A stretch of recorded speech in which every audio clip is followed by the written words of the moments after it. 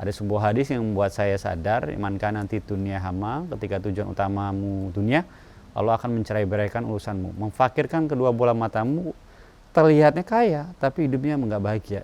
Banyak orang-orang yang kaya itu hidupnya nggak bahagia, banyak banget. Tapi ketika memang tujuan utama kita itu akhirat, Allah akan membuat kaya di dalam hatinya yang kaya, lapang dada dianya, legowo, hatinya tenang. Itu kan yang dicari, ketenangan hati kan. Bismillahirrahmanirrahim. Assalamualaikum warahmatullahi wabarakatuh. Alhamdulillah wassalatu wassalamu ala rasulillah mabad. Perkenalkan, nama saya Ferry Atmaja. Alhamdulillah saya mempunyai usaha yang dinamakan PT Terus Berbuat Kebaikan Group.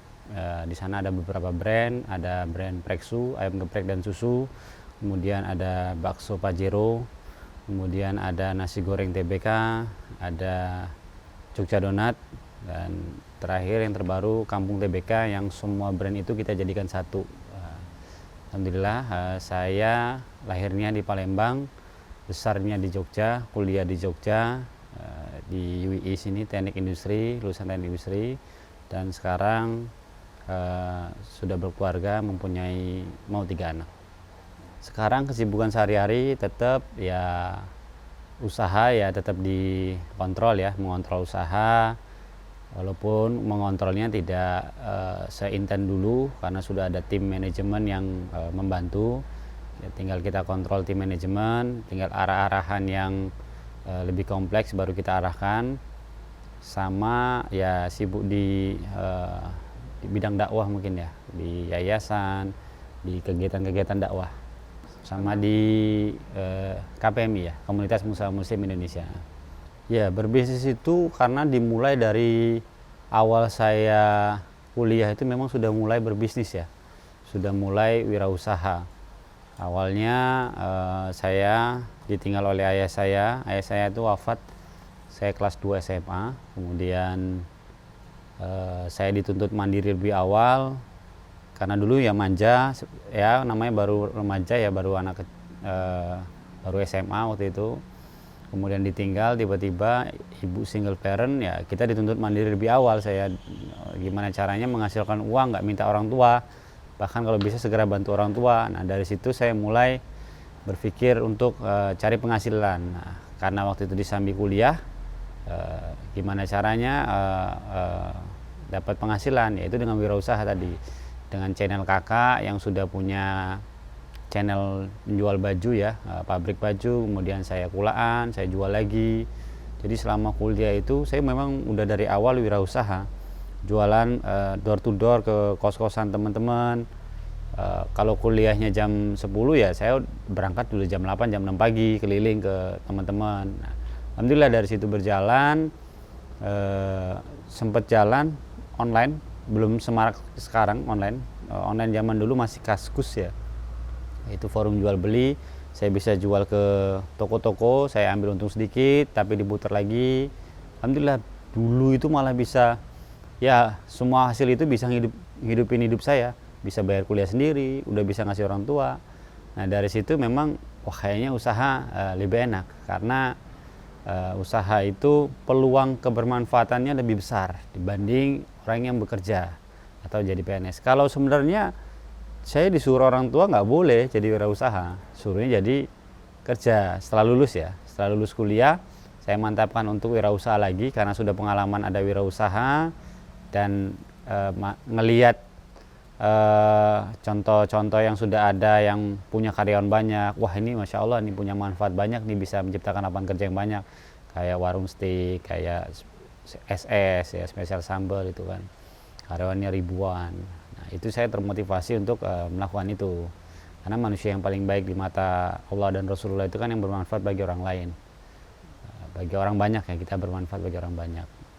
Dan peluangnya untuk wirausaha itu lebih besar. Bukan berarti nggak bisa bermanfaat, kita bekerja saja ya bermanfaat juga, tapi peluang lebih besarnya itu dengan berwirausaha. Saya izin orang tua saya nggak boleh sebenarnya wirausaha sama orang tua. Capek-capek S1 lulus kuliah kok ujung-ujungnya dagang katanya. Nah dari sini ya, saya ikutin kemauan orang tua dulu, keinginannya kita ikutin dulu. Sebenarnya orang tua tuh bukan melarang kita untuk berwirausaha ya. Orang tua itu ingin anaknya bahagia. Kalau anaknya bisa membuktikan dengan mau berwirausaha, mau dia bekerja, dirinya bahagia, orang tua akan bahagia. Bukan orang tua, dia pengen anaknya bahagia lah. Nah, cuman mungkin mindsetnya orang tua karena zaman dulu ya orang yang bahagia itu yang kerja, gajinya terjamin, PNS itu kan. Nah, mindsetnya belum kita rubah. Jadi ya mau nggak mau ya kita ngikutin dulu orang tua sambil nyari cara gimana merubah mindset orang tua saya ini bahwa dengan wirausaha juga bisa loh. Nah, padahal kan tidak semua mau kerja wirausaha itu nggak ada yang ngejamin hidup bahagia kan. Dan kebahagiaan itu bukan dinilai dari materi saja sebenarnya kan, banyak ya. Dari bahagia itu banyak yang dinilai.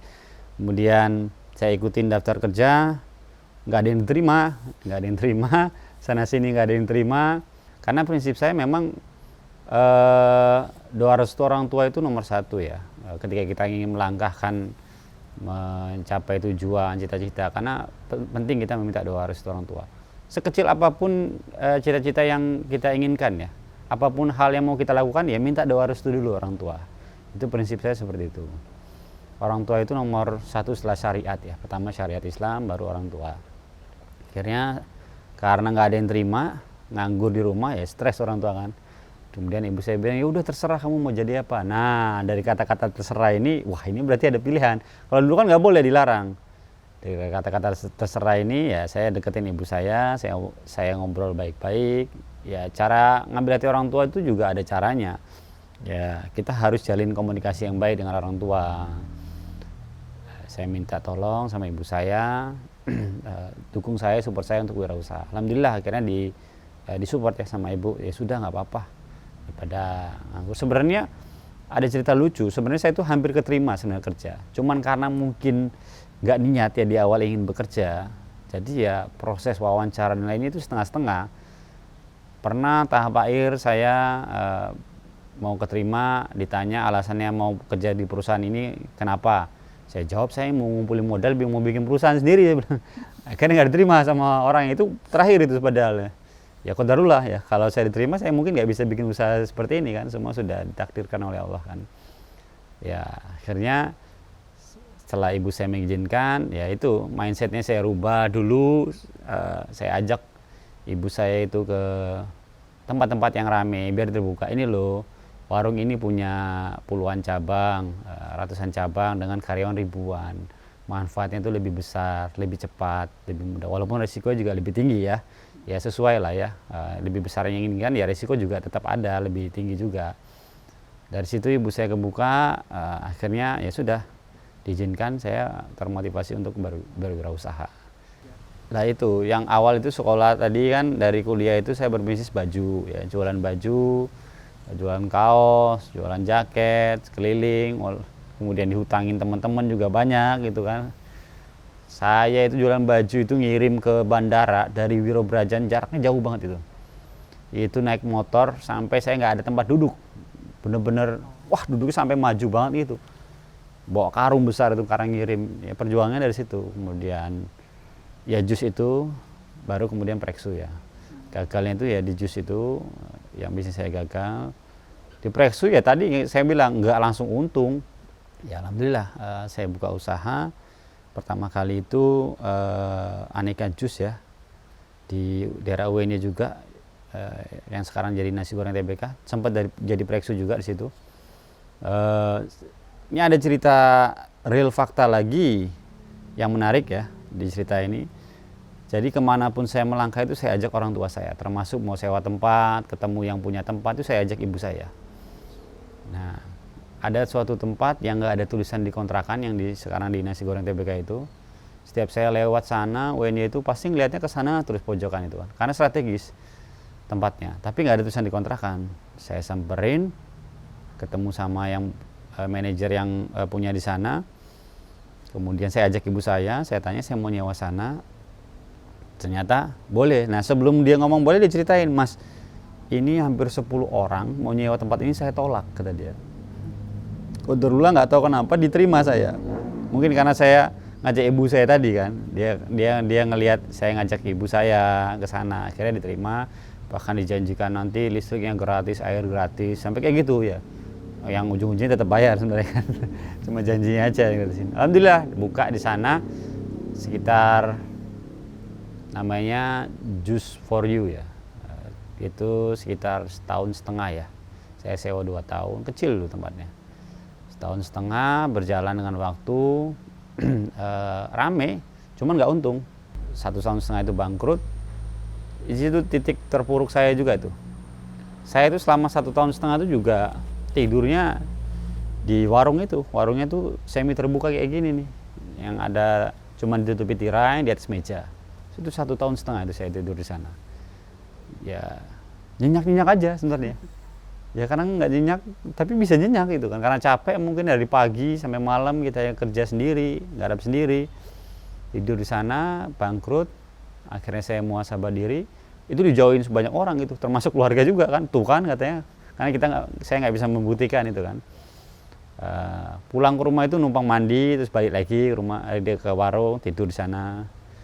Sisa sewa itu 6 bulan, sisa sewa tempat saya itu 6 bulan. Saya harus putar otak, ini ganti apa konsepnya, saya bilang, apa yang salah pada diri saya ini, dengan sisa 6 bulan ini saya harus berbuat apa.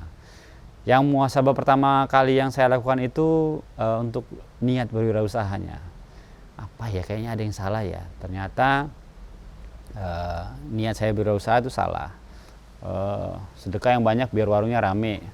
Belum sedekah aja udah niat warungnya rame. Nanti aku tak tahajud semalam biar warungku rame. Nanti aku tak sedekah biar warungku rame. Wah, niatnya kayak gitu terus. Nah dari situ, wah, kayaknya ada yang salah di niat saya ini. Karena mintanya cuma dunia kan, padahal kan kita mintakan doa itu ya kebaikan dunia dan akhirat ya. Cuman kalau kita itu fokusnya dunia, biasanya akhirat itu bisa lepas, tapi kalau akhirat otomatis dunia akan ikut. Dan saya merasakan sendiri ketika kita benar-benar fokus akhirat, yang tadi sebenarnya nggak terlalu ngejar dunia, malah itu di luar ekspektasi kita hadirnya dunia itu kepada kita.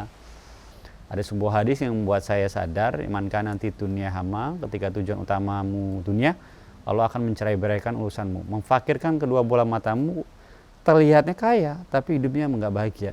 Banyak orang-orang yang kaya itu hidupnya nggak bahagia, banyak banget. Tapi ketika memang tujuan utama kita itu akhirat, Allah akan membuat kaya di dalam hatinya yang kaya. Lapang dada dianya, legowo. Hatinya tenang, itu kan yang dicari, ketenangan hati kan. Dari situ berarti memperbaiki niat yang dulunya ibadahnya sebagai usaha, supaya beribadah supaya usahanya rame. Dibalik, gimana caranya usaha saya ini jadi ibadah, cuman dibalik, usahanya jadi ibadah. Itu muhasabah diri itu bukan justru ilmu bisnis dulu. Saya ilmu apa yang salah pada diri saya itu saya muhasabah diri dulu beneran itu. Berarti usaha yang ke depan akan saya bangun lagi ini itu harus bermanfaat bagi orang banyak. Itu harus menjadikan ibadah buat diri saya. Ketika kita sudah meniatkan usaha kita itu untuk ibadah, maka sebenarnya kamus kata kegagalan itu udah nggak ada lagi di teman-teman muslim ya. Kenapa? Ya, bisa jadi dia gagal di dunia, belum tentu gagal di akhirat, karena tujuannya ibadah, usahanya. Karena belum tentu dia udah belajar ilmu yang bagus, tempatnya lebih strategis, dan hasilnya bagus, belum tentu. Bukan dia yang menentukan rezeki, kita nggak bisa menentukan hasil, Allah yang menentukan hasil, kita hanya untuk berikhtiar. Nah, kalau ikhtiar kita itu diniatkan ibadah, nggak sia-sia, walaupun gagal di dunia. Ada juga orang yang ikhtiarnya di dunia ini nggak diniatkan ibadah, mungkin berhasil ya, karena memang ditetapkan rezekinya tadi, tapi di akhirat belum tentu dihitung ibadah. Nah, dari situ kita niatkan memang untuk ibadah. Ketika ada niat ibadah, sebenarnya nggak ada takut gagal. Ya udah, cari ilmunya, bagaimana berbisnis dengan bagus, ya udah maju jalan. Kalau gagal ya sudah, coba lagi. Mungkin sampai akhiratnya dia udah menjalankan segala sesuatu tetap gagal, ya udah qadarullah, memang rezeki dia seperti itu. Tapi dari semua usaha dia itu, siapa tahu keterima semua ibadahnya, karena diniatkan ibadah. Jadi nggak ada ketakutan lagi. Nah dari situ saya memperbaiki. Itu pertama saya memperbaiki hablum minallah ya, hubungan saya dengan Allah. Kemudian hablum minanas saya diperbaiki lagi. Ada nggak hubungan dengan keluarga yang retak, yang menyakitin orang, itu diperbaiki. Rame. cuman nggak untung. Nah, ini kesalahan yang di awal itu, kita memulai segala sesuatunya itu bukan dengan ilmu. Wah, pokoknya langsung eksekusi saja. Ini yang ada, yang menurut saya ilmu yang dapat yang saya ambil hikmahnya itu ya, memang segala sesuatunya harus mulai dari ilmu kok. Tapi kalau hanya kebanyakan kita berilmu doang nggak ada eksekusinya ya sama aja. Belajar, ahli workshop, kemudian sama agama juga sering ngaji tapi nggak pernah dipraktekkan ilmunya. Nah, itu juga salah. Saya akhirnya belajar ilmu bisnis, bagaimana cara marketing yang bagus, bagaimana mengolah produk, positioning, brand positioning itu gimana. Saya analisa market, segmenting. Dulu nggak ada segmen saya siapa, target saya siapa, positioning siapa, itu nggak ada dulu saya. Kemudian saya pelajari, oh ini lokasi saya daerah mahasiswa, berarti segmen saya itu mahasiswa, segmentingnya. Target segmen itu menengah ke atas, menengah ke bawah ya. Ini segmenting itu, ini siapa yang mau beli, yang menengah ke atas sampai ke bawah. Kebanyakan di lokasi saya itu menengah ke atas ke bawah, menengah ke bawah. Menengah ke bawah ini siapa yang paling banyak? Mahasiswa, targetnya mahasiswa. Lebih tepat lagi mahasiswa. Kemudian positioning itu mahasiswa suka apa? Akhirnya saya berpikir, ketika saya mahasiswa dulu jajan yang kayak apa yang saya sering beli? Yang murah, banyak, baru enak, ya kan? Berarti saya harus bikin produk yang harganya harus murah nih, dan banyak, nggak aja sedikit. Kemudian jadi 4 pilar wirausaha yang harus kita pelajari sebagai owner itu financial management, keuangan, kemudian SDM, operasional, dan marketing ya. Riset lagi, kuliner apa yang saya makan tuh nggak enak, besok mau makan lagi, ya pedas berarti.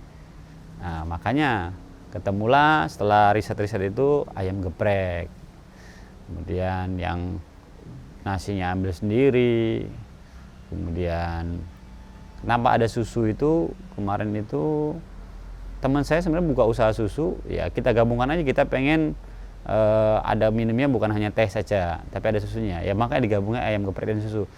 Qadarullah, nggak tahu, nggak diniatkan, memang geprek susu itu bisa menetralkan pedas lebih cepat. Sebenarnya memang kayak gitu, tapi kita nggak niatin sebenarnya itu. Secara ilmiah seperti itu sebenarnya.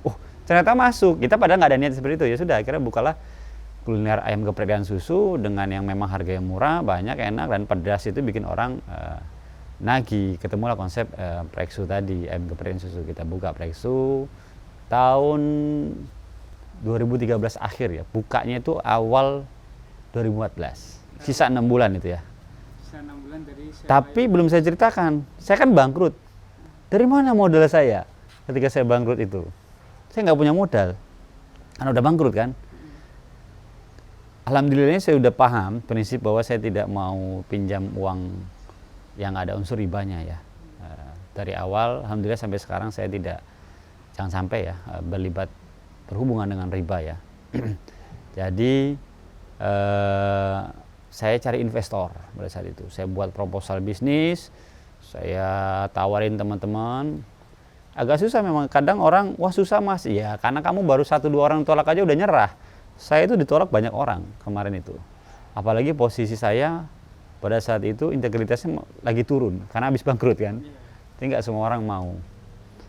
Alhamdulillah ada teman namanya Mas Rudi itu, teman saya, mau support dia sangat support. Justru kayaknya dia yang paling yakin usaha saya yang akan besar. Saya nggak yakin sebenarnya dulu tuh. Iya, ya pokoknya saya udah ada konsep kayak gini, ngerubah sisa kontrakan gini. Oh iya, jalan. Sudah jalan, dimodalin berapa ya? 20 juta kalau nggak salah dikasih modal sama dia itu. Nggak banyak kok. 20 juta kita bagi hasil. Kemudian perpanjang sewa itu nanti akhir bulan nanti diperpanjang, sisa 6 bulan dulu. Jalan tuh, ya udah jalan ngalir gitu aja kita jalan. Awal apa langsung rame? Enggak juga. Laku 15 pieces per hari, laku 30. Yang beli siapa? Ya teman-teman aja itu yang beli 30 pieces itu. Cuma teman-teman yang udah kenal aja itu doang. Nah, tapi ada bisnis itu yang akan berkembang itu bukan langsung banyaknya jumlahnya. Cuman grafiknya naik. Dari 30 naik 5, sebulannya naik. Kalau naik itu berarti ada peluang bagus bisnisnya. Wah, kemudian sampai akhirnya sehari bisa 50 pieces ya. Kontrakan habis selama 6 bulan, kita berani perpanjang karena ngeliat grafiknya naik ini, walaupun terhitung masih sedikit itu kan dengan porsi segitu. Saya sewa naik, saya perbesar sewanya, berani dulu cuman kecil berapa petak, saya perbesar lebih lebar lagi, konsepnya saya lebih matangkan lagi. Ketika saya perlebar itu nggak tahu kenapa qadarullah ya, dari 50 besoknya itu langsung 150 tanpa iklan besoknya 150. Cuman memang saya memperbaiki konsep tampilan depan tuh saya tulis yang besar ayam geprek dan susu memanjang. Produk unggulannya tetap masih ayam geprek sekarang, tapi yang paling laku sekarang itu inovasi kita ayam geprek bakarnya ya, bakar spesialnya itu pedasnya dapat, gurihnya dapat, manisnya dapat. Pernah pakai chef, mungkin ada sebagian chef itu terkadang ya idealisnya tinggi. Kalau pebisnis itu nyarinya makanan ini bukan sekedar enak, tapi bagaimana HPP rendah bisa jual enak. Kalau itu kan coba ini diganti ini bisa nggak supaya HPP rendah? Oh nggak bisa mas, karena nanti wah itu susah. Dia bilang. Nah saya semenjak pakai sendiri, bangun sendiri ya kita nyari gimana caranya murah tetap enak itu, dan bisa sebenarnya kalau mau coba dulu. Terkadang kan nggak mau coba dulu karena idealisnya itu, jadi nggak mau coba dulu ya itu. Manisnya tapi dominan pedesnya, karena ada makanan itu yang bikin nagih, ada yang bikin enak bikin nagih, ada enak bikin enak loh ya, nggak setiap hari. Makanya brand-brand luar nggak sesuai kuliner Indonesia ya, itu dia bisa bertahan karena terus inovasi. Dan selain brand Plexu ya brand-brand lain bermunculan itu ketika pandemi. Kenapa? Ya, karena pada saat pandemi Plexu memang turun, marketnya hilang. Jadi kita sudah ngelakuin apa strategi, tetap ya karena marketnya hilang mau gimana kan? Positioningnya karena memang untuk mahasiswa, mau ngerubah positioningnya dengan market yang sudah ada pada saat pandemi itu butuh waktu. Makanya ya udah bangun brand baru saja, yang produk itu semua kalangan masuk, bahkan keluarga utama ya bakso timbul. Bakso itu kan semua kalangan masuk ya, utamanya keluarga ya. Karena pada saat pandemi itu yang sisa di Jogja itu ya keluarga, pekerja. Hikmah di pandemi ini luar biasa banyak sekali yang saya rasakan. Saya justru merasakan pandemi itu anugerah ya buat saya ya, pribadi saya itu. Jadi tim saya semakin solid karena pandemi, brand saya semakin banyak karena pandemi. Awalnya memang terseok-seok, itu tadi setiap kita mau ngambil hikmah di balik musibah itu luar biasa. Ketika kita ngambil hikmah ditinggal almarhum ayah saya, ternyata saya bisa lebih mandiri, lebih awal bisa mandiri. Itu ketika pandemi juga ternyata tim kita makin solid dengan menjalin komunikasi dengan tim dan karyawan. Yuk kita mau maju bareng-bareng. Kalau dulu karena mungkin brand Plexu sudah jalan, jadi ya kerjanya setengah-setengah ya gitu-gitu aja. Karena udah rame, nah merasa udah turun, bagaimana kita tetap karyawan yang bertahan semua, yuk mikir bareng-bareng, ya, jadi solid, jadi satu. Alhamdulillahnya pandemi itu orang mungkin banyak PHK, kita justru tim manajemen itu bisa naik gaji 2-3 kali lipat di saat pandemi justru.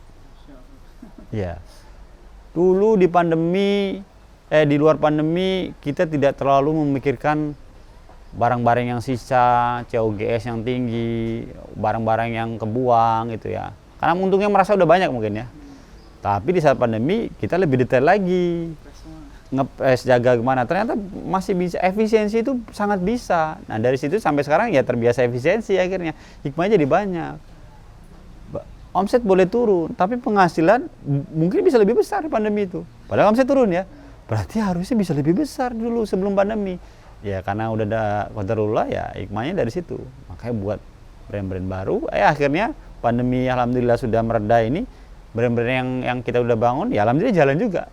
Brandnya ada bakso Pajero. Awalnya bukan bakso dulu ya, nasi goreng dulu kita. Nasi goreng TBK, nasi goreng sapi, kambing dan iga ya. Setiap brand itu pasti kita munculkan value wow produknya supaya untuk narik customer ya. Brand kita itu bukan suatu hal yang baru, kita selalu bangun brand yang marketnya besar, tinggal kita poles saja inovasi dengan sesuatu hal yang baru yang wow aja. Yang baru pun Bukan benar-benar nggak pernah ada, karena susah membangun hal yang nggak pernah ada itu belum tentu market suka. Kemudian bakso tadi, bakso Pajero pakai jeruan, Pajero itu artinya pakai jeruan, jeruannya komplit, ya. Kemudian produknya ada bakso sumsum, jeruannya ada tetel, ada iga, babat, iso komplit lah. Terus berinovasi, kita tuh inovasi produk tuh bukan besok mau inovasi apa ya, enggak, sudah dipersiapkan, tinggal kapan ini mau dikeluarkan. Nah itu jadi sudah nggak mikir gitu. Inovasinya sudah memang dipersiapkan karena inovasi itu penting. Kemudian mie ayam Pak Mojo itu Pak Mojo itu artinya nama saya Atmaja, Jowonya jadi Mojo, jadi Pak Mojo. Mie ayam itu kita bikin versi mie ayam yang kental tapi nggak terlalu manis. Ada yang rame itu kan manis, kita bikin yang justru manis gurih, lebih ke arah gurih, kental tapi manis gurih. Alhamdulillah terima dan cocok juga dari penemuan bakso. Sekarang ada di menu di bakso. Terakhir ada Jogja Donat. Jogja Donat itu saya konsinasi dengan pakarnya, memang Pak Imam itu udah jago di donat, ya kemudian saya bantu, saya manajemenin di jalan itu. Mana aja Mas? Outletnya saya sampai lupa outletnya berapa banyak. Harus ngitung dulu saya.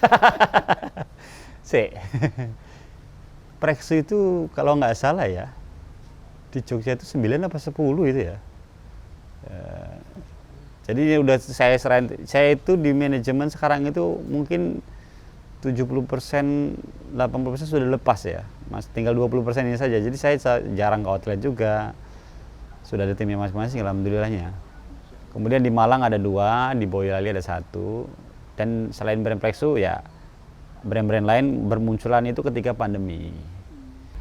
Kuliner itu nomor 1 ya di produk ya, jelas itu ya, kualitas produk itu nomor 1.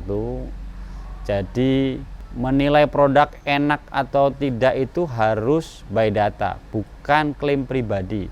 By market juga. Ada market tertentu bilang produknya ini nggak enak, ada market tertentu bilang ini udah enak gitu kan. Kalau saya, produk saya itu penilaian saya itu nggak dinilai untuk layak jual, cuma nilai wah enak, coba nilai yang lain aja. Nggak dihitung di dalam hitung-hitungan riset kami bahwa owner itu udah bilang enak berarti layak jual. Enggak, karena biasanya yang punya itu nggak objektif penilaiannya ya kan. Merasa enak punya saya, enggak. Jadi itu bikin produk yang enak memang berdasarkan market, bukan berdasarkan klaim pribadi. Jadi kalau kita mau ngiklankan video nih, misalnya pribadi kita aja nggak nafsu, jangan diiklanin, jujur aja. Tapi wah enak nih. Nah itu berarti udah belum nyoba udah bilang enak. Nah itu ada orang pengen bagaimana cara orang mencoba. Setelah mencoba bagaimana orang balik lagi, yaitu produknya udah siap, udah enak. Siapnya dalam berarti masak 1 sama masak 100 rasanya bisa sama. Nah itu susah gampangnya kuliner gitu ya. Kita dituntut enak itu tiap hari ya. Cuma memang prinsip saya tidak ada yang sempurna. Brand sebesar apapun soal rasa kadang juga bisa salah, dia kadang berubah-berubah. Yang penting kita sudah melakukan SOP, ikhtiar, sama solusi ketika memang terjadi permasalahan itu disiapkan. Ketika ada yang komplain, ada yang rasa, ya bagaimana kita menganut solusi yang terbaik, minta maaf, ganti produk yang lebih baik, kemudian ada quality control berkelanjutan. Ketika ada yang komplain ditampung, kita riset lagi benar enggak. Ibnu Qayyim rahimahullah pernah bilang, buat apa kita mau mengkhawatirkan sesuatu yang sudah pasti. Yang udah pasti itu satu, rezeki itu udah pasti, kematian itu udah pasti, dan amal jodoh itu juga pasti. Nah, jadi ngapain khawatir yang sudah pasti? Jika Allah dengan rahmatnya, jika Allah mampu mengambil rezekimu, Allah dengan rahmatnya bisa ganti jadi rezekinya lebih baik kok. Jadi nggak usah takut akan rezeki. Terkadang gini, ada ilmuwan ingin menemukan suatu penemuan yang bagus, itu membutuhkan waktu yang lama berliku-liku dengan teori yang dia miliki ya. Bahkan mungkin nggak ketemu tuh penemuannya dia. Tapi ada orang, qadarullah, dilalah kata orang Jawa itu kan, dilompatkan langsung ketemu dia. Siapa itu perannya? Ya peran Allah, bukan peran manusia. Ada yang kayak gitu. Yang dia nggak punya ilmu bisnis, nggak punya logo, bahkan nggak punya nama. Ada loh warung yang rame kayak gitu. Iya kan? Karena itu Allah yang mempermudah. Semua itu kehendak Allah. Jadi mintalah segala sesuatu sama Allah. Ketika kamu minta sama Allah, ya jangan langgar syariat syariat-syariatnya ya. Selama ini mungkin sekarang saya belajar sama Ustadz Amin Nurbait, Ustadz Afifi Abdul Wadud, Ustadz banyak ya, lain-lain, Ustadz Romlan, Ustadz Syafiq kalau online ya, Ustadz Jogja itu insya Allah, pokoknya siapapun Ustadz yang berkata kalau Allah dan kalau Rasulullah ya itu yang saya ikuti. Sementara ya tadi ilmu nggak bisa sembarangan, jadi ada kata-kata ambil baik buang buruknya ya, boleh ngaji di mana aja boleh, itu saya kurang sepakat ambil baik buang buruknya itu. Syarat ambil baik buang buruknya kita sudah tahu dulu ilmunya itu baik atau buruk. Jadi ya cari ilmu yang benar-benar sesuai. Preksu itu Senin Kemis sama Al-Kahfi itu dari awal saya buka Preksu sebelum ada keuntungan sama sekali. Karena tadi niat di awal gimana caranya saya bangun usaha saya ini jadi ibadah. Maka di awal, walaupun di awal porsinya nggak sebanyak yang sekarang ya, di awal itu kita sering pokoknya ngasih puasa Senin Kemis, ngasih gratisan, bahkan omset berapa hari bisa kita sumbangkan. Dulu pernah ke Palestina. Karena memang niatnya di awal untuk ibadah, sampai sekarang pun nggak ada dihitung biaya marketing, itu nggak masuk tuh di hitungan keuangan, tuh nggak ada itu sama sekali. Biaya keluar sekian itu nggak ada kita, karena memangnya niat di awal kita untuk bermanfaat bagi orang banyak, kemudian untuk ibadah tadi. Dan kenapa ngasih programnya seperti itu Senin Kemis Al-Kahfi, karena kita ingin menuntun orang ke jalan hidayah ya, mengenalkan sunnah-sunnahnya Rasulullah, bukan memberi hidayah. Kadang ada orang, nanti orang motivasinya ini dong mas, cuma kasih makan gratis doang kata dia kan, bukan karena ibadahnya. Lah itu urusan dia, bukan kami memberi hidayah. Yang memberi hidayah Allah, kami hanya menuntun orang ke jalan hidayah. Yuk sunnah-sunnahnya, ini sunnah loh Senin Kemis, ini loh Al-Kahfi sunnah. Yuk sholat ke masjid yuk teman-teman, karyawan yang laki-laki, kemudian kita terapkan syariat Islam, kemudian kita ada kajian. Di luar sana apakah dia sholat di tempat waktu? Ya walau alam, saya bilang itu hidayah dari Allah. Yang penting kami sudah membantu dia menuntun ke jalan hidayah. Mungkin tantangannya itu tadi, menjaga keistiqomahan niat supaya terus berjalan, mungkin makin berkembang niat ibadahnya ya. Karena kan tantangannya godaan lingkungan ya, makanya saya menjaga diri, menjaga lingkungan. Saya gabung komunitas-komunitas yang bisa menurut saya jaga lingkungan saya. Komunitas pengusaha muslim yang bahas tentang fikih muamalah. Karena kalau gabung ke lingkungan-lingkungan yang nggak baik itu biasanya bisa terseret. Karena faktor lingkungan itu mempengaruhi istiqomah kita untuk niat. KPMI itu komunitas pengusaha muslim Indonesia yang core wheel-nya ada seluruh Indonesia, termasuk di Jogja ya. Awalnya memang justru di Jogja, lahirnya KPMI itu di Jogja, Yogyakarta. Yang bahas fokusnya lebih ke arah fikih muamalah, syariat Islam. Tujuan visi misi KPMI itu ingin menciptakan sebuah pengusaha muslim yang sukses tapi paham syariat Islam. Jadi hartanya itu berkah dengan ilmu tadi. Makanya bahas, karena ada Umar bin Khattab pernah bilang, ke pasar ketika kalian nggak paham fikih muamalah nggak usah jualan katanya. Karena berbahaya, nggak bisa membedakan baik dan buruk, haram halal itu ya, terutama halal haram itu yang nggak bisa membedakan, itu bahaya. Di KPM ini saya banyak belajar, justru fokusnya 70% bahas tentang hukum-hukumnya bermuamalah, mana yang boleh, mana yang halal, mana yang enggak. Ilmu bisnisnya justru cuma 30%. Nah dari situ di KPMI saya mau gabung KPMI supaya jaga lingkungan saya tadi. Ilmu bisnis saya kemana-mana saya pelajari. Cuman kalau untuk syariat fikih muamalah saya belajar ke KPMI. Alhamdulillah dari awal saya udah lama dari KPMI itu, dari awal Preksu itu saya sudah KPMI. Sebelum Preksu sebenarnya saya udah KPMI ya. Alhamdulillah sekarang ini saya terpilih jadi ketua Korwil Yogyakarta periode sekarang sampai 2027 ketua KPMI. Nah, insya Allah nanti ada program-program KPMI tadi ya, tentang fikih muamalah, makanya ada kajian fikih muamalah rutin kita adakan. Kemudian kita ada pasar muamalah kan di musim live fair itu di KPMI. KPMI itu pembimbingnya di pusat ada Ustadz Arifin Badri, ada termasuk Ustadz Ami, Ustadz Aris Munandar, banyak ya. Kalau di Jogja itu Ustadz Amin Nurbait, Ustadz Muhammad Abdul Twasikal, semua pembina di Jogja itu pembina pusat sebenarnya. Kalau Jogja, karena pusatnya Jogja sebenarnya juga dulunya kan, terus pindah Jakarta. Ustadz Ami, Ustadz Abduh, Ustadz Aris Munandar itu pusat juga dan Jogja juga. Itu 3 di Jogja ya. Kemudian yang utamanya ada Ustadz Muhammad Arifin Badri sekarang ya, ketua pembinanya ya. Kalau ketuanya itu Pak Rahmat Marfaung ya. Sebenarnya orang dari nilai aja dengan saya sering membagikan banyak itu apa nggak rugi ya kata orang. Ya nyatanya nggak rugi juga kok, jalan juga kan.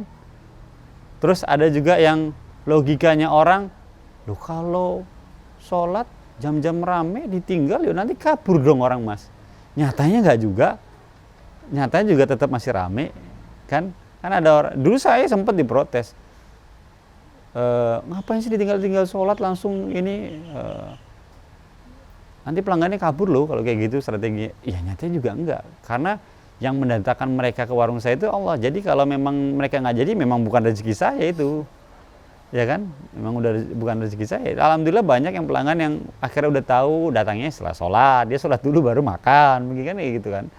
Ya hal-hal yang seperti itu juga secara yang saya alami, teman-teman juga bisa lihat, mungkin di luar logika ya, bisa jalan itu sih.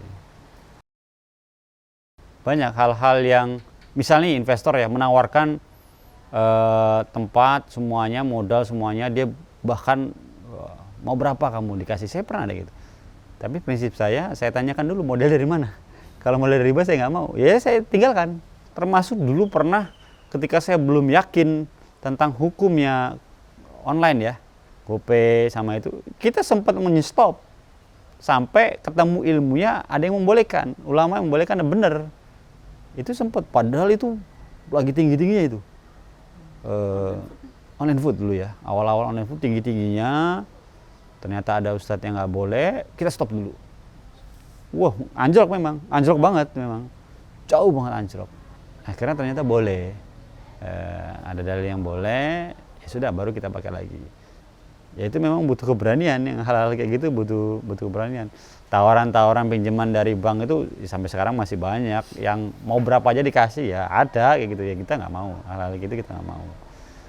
Kalau prinsip saya, bisnis itu tidak harus dimulai dari fashion, berbeda kalau saya, karena fashion itu dibentuk.